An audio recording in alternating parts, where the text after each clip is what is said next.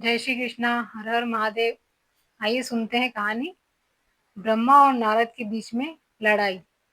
देखते हैं किस प्रकार ब्रह्मा जी और नारद दोनों के बीच में लड़ाई हुई। आइए सुनते हैं, जानते हैं इस कहानी के माध्यम से। ब्रह्मा पुनः ध्यान में लीन हो गए।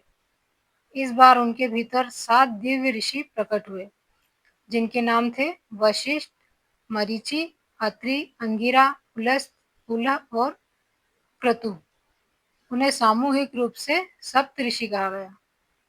इसके उपरांत ब्रह्मा के हृदय में बेल के रूप में धर्म उत्पन्न हुआ। समय बीता तो ब्रह्मा ने धर्म के भाग्य को लेकर भविष्यवाणी की। धर्म, तुम 4 पैरों पर खड़े हो, जो 4 सतयुग सद्गुणों के प्रतीक हैं। सत्य, तप, सुचिता और करुणा। सतयुग में तुम चारों पैरों पर खड़े रहोगे, क्योंकि इन सभी गुणों का सहजता से पालन किया जाएगा। जैसे प्रत्येक गुण आगे बढ़ेगा, तुम एक एक करके अपने पैर खोते जाओगे। त्रेता युग में तुम्हारे 3 पैर ही होंगे। पिताश्री 3? हाँ, ऐसा इसलिए क्योंकि बहुत से लोग तप करना छोड़ देंगे। फिर द्वापर में पुनः तुम्हारे 2 पैर रह जाएंगे। पिताश्री 2 पैर? हाँ, यह इसलिए कि बहुत से लोग शुचिता को त्याग देंगे और फिर कलयुग में तुम्हारा केवल 1 पैर रह जाएगा। पिताश्री केवल 1 पैर?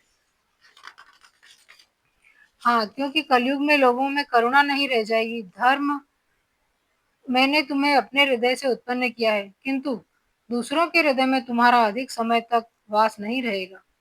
शीघ्र ही कुछ अन्य प्राणी अस्तित्व में आ गए। ब्रह्मा की भ्रुकुटी से अग्निदेव और वक्ष स्थल से कामदेव उत्पन्न हुए।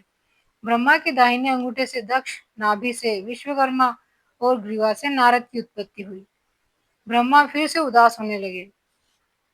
वे मुड़े और उन्होंने पितृ स्नेह से भरकर नारद की ओर देखा तथा नारद से वही अनुरोध किया जो उन्होंने कुमार ऋषियों से किया था। जाओ पुत्र, सृजन की प्रक्रिया को आगे बढ़ाओ। परंतु दुर्भाग्य से कुमार ऋषियों की भांति नारद ने भी सिर हिला दिया। मैं यह स्वीकार नहीं कर सकता।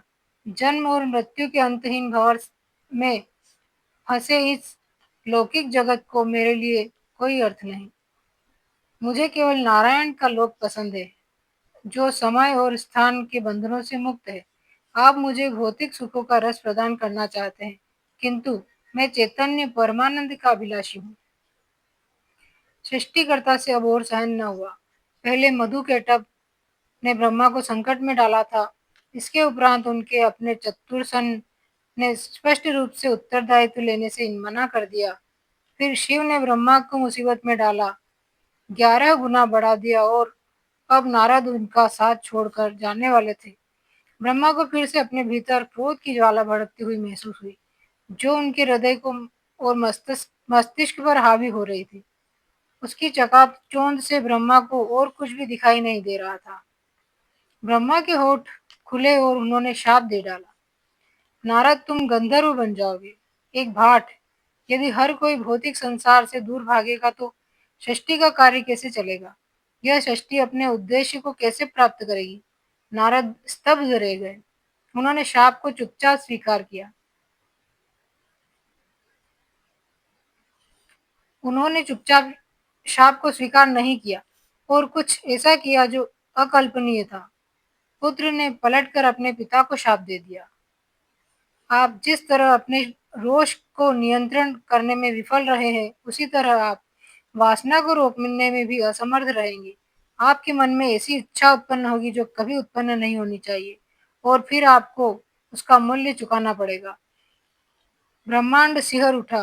तीनों लोग कांपने लगे। इससे पहले कभी किसी पिता ने अपने पुत्र को यही या किसी पुत्र ने अपने पिता को शाप नहीं दिया था। नारद के शब्द समूचे ब्रह्मांड में गूंज रहे थे। इस बीच नारद वहां से चले गए और सृष्टि का भविष्य पुनः संकट में पड़ गया। ब्रह्मा के नेत्रों में आंसू छलक आए। उन्हें इतनी पीड़ा हो रही थी कि उनके कमल पुष्प की पंखुड़ियां तक मुरझाने लगी। जिस समय ब्रह्मा के पास सहायता पहुंची, उन्हें इस बात का लगभग भरोसा हो चुका था कि उसका उद्यम पूरी तरह निष्फल था। उन्हें वह सहायता सबसे अनपेक्षित व्यक्ति से मिली। हर हर महादेव। नमः शिवाय। राधे राधे। जय श्री